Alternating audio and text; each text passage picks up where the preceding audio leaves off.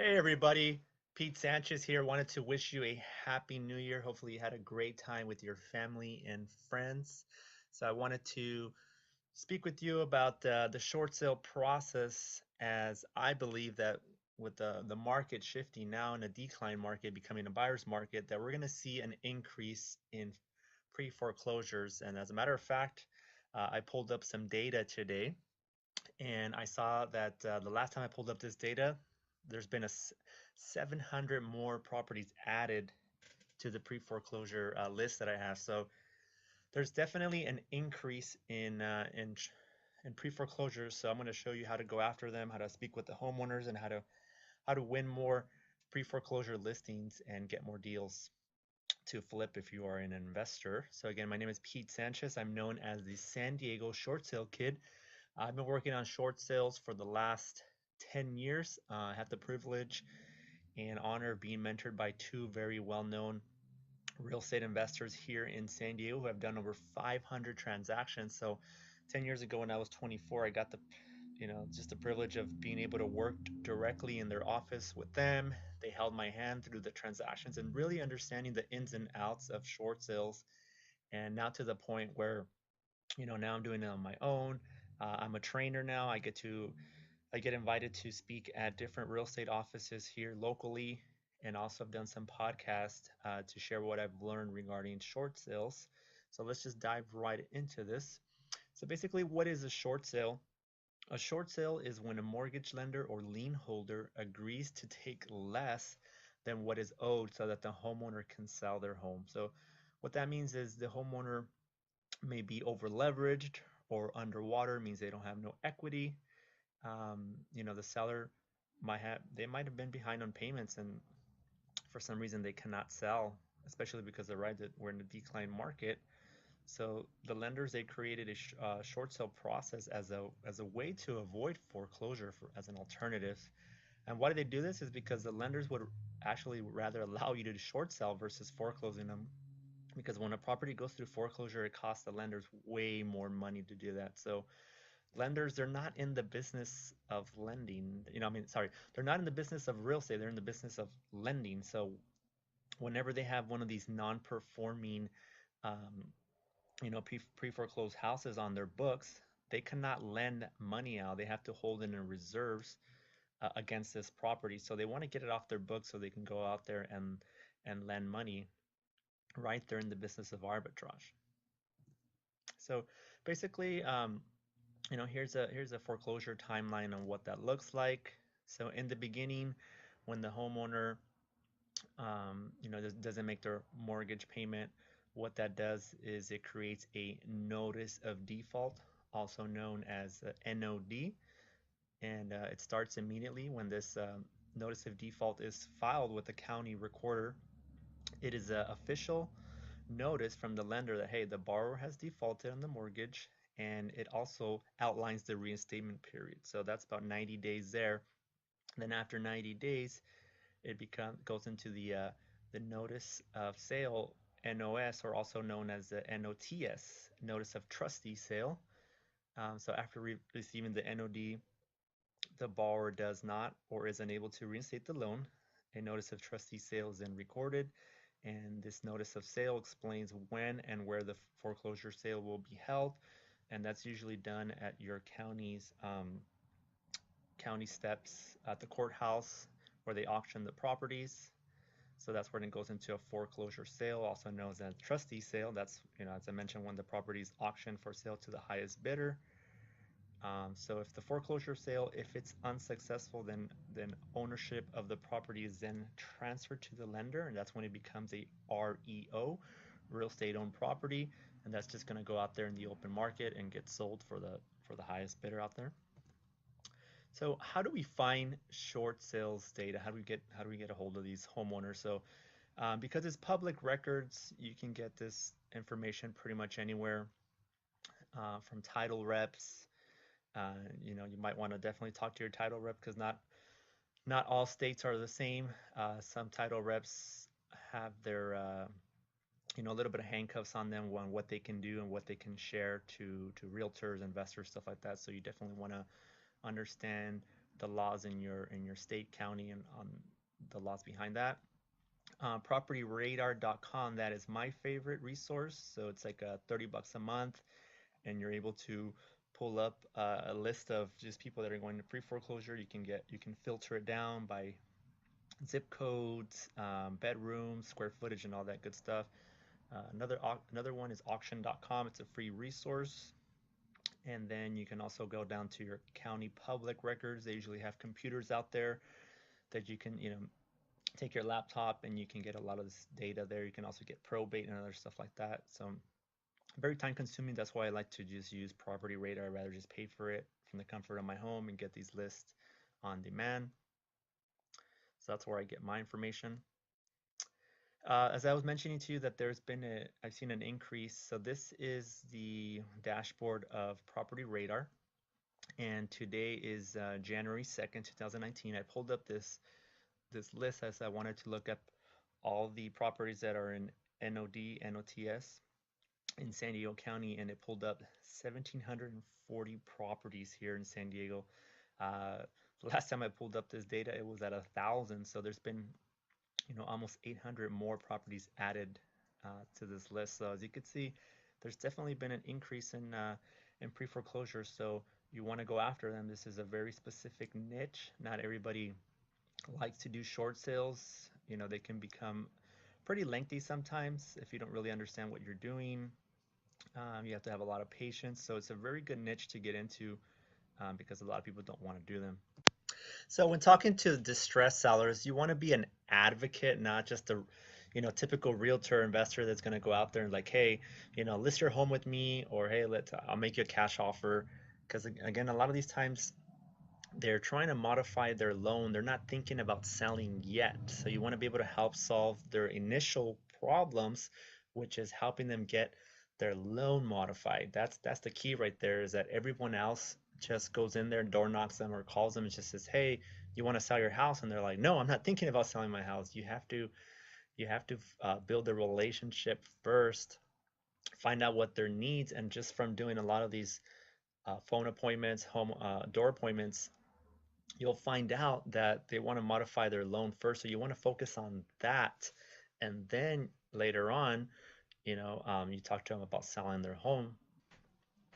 As I mentioned to you, that 80% of all loan modifications get denied. So you want to follow up, follow up, follow up. That's going to be a huge key to you becoming really good at getting, short sales. So be careful what you say. You're not an attorney or tax professional. So with short sales, you have to be very careful what you say. You can't overpromise and underdeliver here. So a lot of times you'll hear things like realtors will promise that they can get the client, $10,000 at the sale of their home. That's not guaranteed. Is it possible? Yes. My wife and I have gotten one client $10,000 after their short sale, but we never guaranteed anything. Then we were actually surprised that the bank was willing to offer them that much. So you don't want to guarantee that they're going to receive anything. You want to be careful on not giving any tax advice because a lot of times that they're underwater, so they're going to sell way below than what is owed. Well, somebody's going to have to take care of that balance, that difference, and you have to be very careful that you tell these people, hey, don't worry about $100,000 that in negative equity, you don't have to pay that back. Well, you got to be very careful because a lot of times you see these banks, they'll send a 1099 to the borrower, and the borrower, the following year, they're like, hey, where did I get this $100,000 tax bill? So you got to be very, very careful that you have them consult with an attorney or tax professional. So to refer that out. So you want to make sure you have those people on your team to refer them to. So again, don't promise or guarantee anything. So who qualifies and how? So most people facing foreclosure or financial hardship is somebody who is going to, see if they can qualify for, this type of loan type. So, ask the seller who their lender is and what kind of loan type do they have when trying to see if they can qualify for a short sale. Usually this information can be found on the current mortgage statement or the settlement papers from the closing. So if you do not know the loan type and the lender, make sure that you get a third-party authorization from the borrower to call the lender, and then you'll be able to find out, all the information about the mortgage, how much they're behind, when is the auction date, and where they're at in the review process for either the loan modification or the short sale. So what do you need to do? So first and foremost, after you've spoken to the homeowner, they've agreed to do a short sale.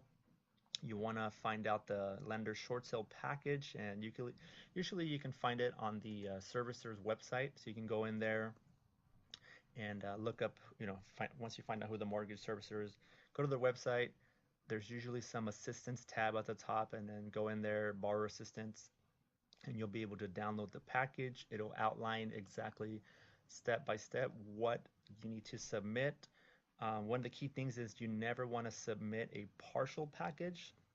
What's going to happen is it's just going to get lost. These people have so many packages that they're working at a given time. I mean, they're only getting minimum wage. A lot of them don't really understand what's going on. Your short sale package is going to get lost, and you're going to have to keep sending it like 10 times. I've experienced it myself. Even though I've sent a full package, they're like, well, we never received anything, and you have to re-email it, refax it. So again, you're gonna have to have a lot of patience with short sales, because every time you speak to a different representative, they're gonna tell you one different thing than the other person. It's pretty chaotic with these servicers, and they're trying to streamline the process, but unfortunately, I have not seen any improvement there. So just make sure that you submit the full package the first time. So what kind of paperwork is there? The lender is going to require some of the following: a handwritten hardship letter. So the borrower is going to have to explain their situation, when it started, how it happened, why basically they fell into financial hardship. The banks are going to want to see a financial worksheet, your income and expenses on a monthly basis. They're going to want to see the 2 years most recent tax returns, the 2 most recent bank statements, the 2 most recent pay stubs. So again, they're going to want to see that you're in a legitimate financial hardship in order to qualify for the short sale. So the lender is also going to require an authorization to release information that's for you as the agent or the investor to be able to speak on behalf of the borrower, most recent mortgage statements. You want to do a preliminary title check. Make sure there's no lien holders, because sometimes you'll find some child support liens, tax liens, water bill liens, all kinds of stuff. So you want to make sure you're able to take care of those. Any property tax records, HOA information. Sometimes, well, I would say most of the time, when the homeowner's not making the mortgage payment, well, they're also not going to make the HOA payment. So you want to make sure that you want to see where the balance is on the HOA, because you're going to have to negotiate a short payoff on that as well. So what to expect with the short sale? So, usually they're getting a lot better. Back in the day, they would take over 6 months. It was ridiculous. But now they're taking about anywhere from 3 to 4 months, sometimes longer. But again, you want to have patience, and communication are the keys to success. So number one, once you get all the paperwork submitted, the house is marketed, purchase offer received, short sale package is submitted, right? The bank's order appraisal, you get into negotiations, and then property sold. It's pretty simple. And again, there's just, as you're going through these steps, there's going to be definitely some challenges and curveballs, but the process is pretty simple. It's outlined in these 6 steps here. So what are the benefits of doing a short sale? Well, the homeowner, does not have foreclosure on the credit. There's no repairs necessary, so it's always sold as is. No taxable event for those that qualify. Again, you want to speak to a CPA about that, how to qualify for that. No deficiency judgment if it's negotiated, so you definitely want to have the lender put that in the approval letter in writing, that they're not going to have any deficiency judgments against the borrower there. You're able to get underneath from this bad mortgage debt. There's no need to file bankruptcy, and it's really a positive step towards home ownership, because you can qualify for a home in less than 24 months. Sometimes I even heard as soon as 1 year that you're able to repurchase. So it just depends on the, the lender and where you're getting your loan from. Here's some short sale case studies that we've done recently. So this property, um, I first met the homeowner July 2016 and just was super aggressive on my follow up. I mean, I did one phone call a month, one text message a month. I sent handwritten letters every 4 to 6 months. I sent a greeting card every 6 months. In December of 2017, I sent him a greeting card, nice Christmas greeting card with some brownies. And, eventually he was discharged from bankruptcy. And he called me back in April 2018. And he's like, okay, I'm ready to sell. And the reason why he chose to work with my wife and I is because, again, we followed up and we stayed in consistent relationship with this borrower. When I went to his house, he had a stack of other marketing materials from attorneys, mortgage lenders, realtors, investors, all kinds of marketing material. But again, he chose to work with us because we stayed in constant contact with him. So eventually, everybody's going to have to sell or buy one day. You want to be there that one day. That's something that I've learned from other people who are really good at marketing is you just got to follow up and be relentless in your follow up. So this property was listed in April 2018. First lender is SPS Select Portfolio Servicing. They were owed 850,000. We got that approved for 650. The second lender is Real Time Solutions. They were more of a collection agency. They were owed 175,000, and we got that approved at 12,000.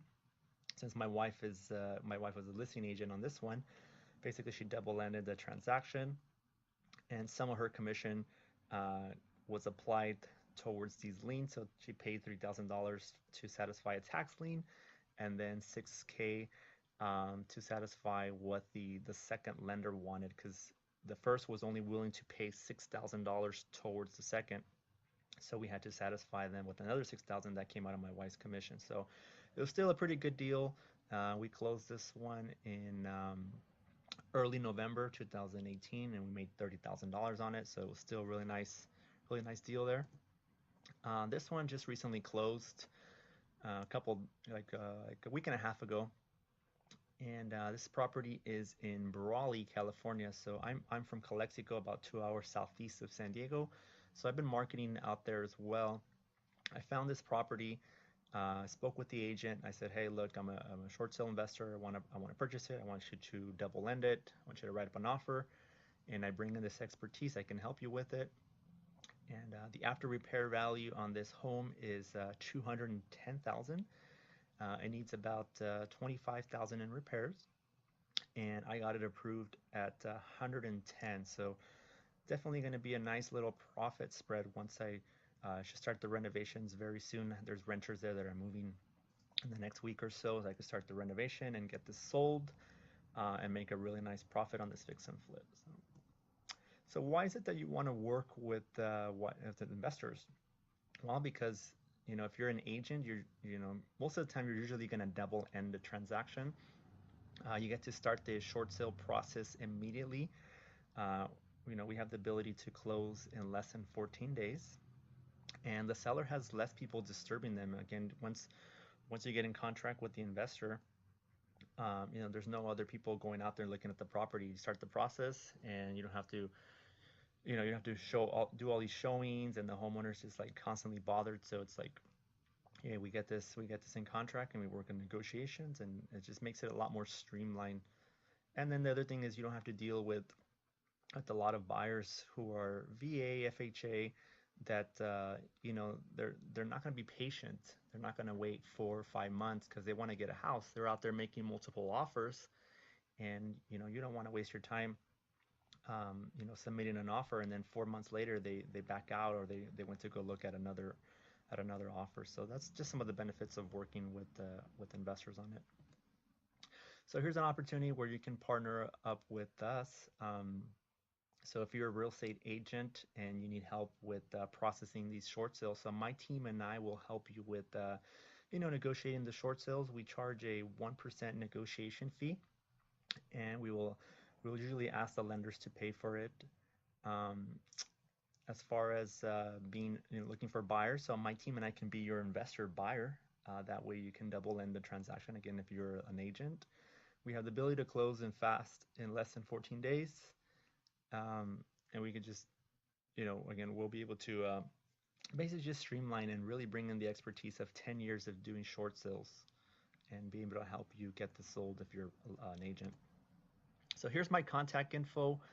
Um, you can text short sale to 619 727 6443. So if you're a listing agent and you got a short sale that you want to run across me, you can let's connect and see if I can help you either negotiate it or buy it myself. If you are an investor or looking to learn how to fix and flip distressed properties, definitely want to partner up with you, and maybe we could do some joint ventures and do this nationwide.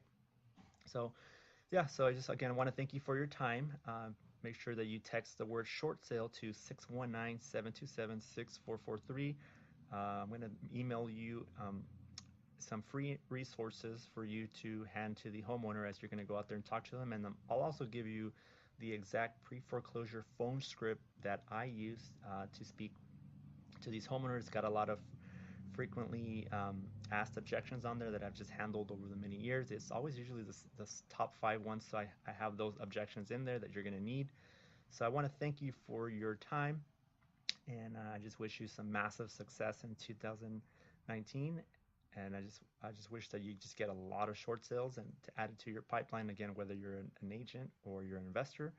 So you have a great day and God bless.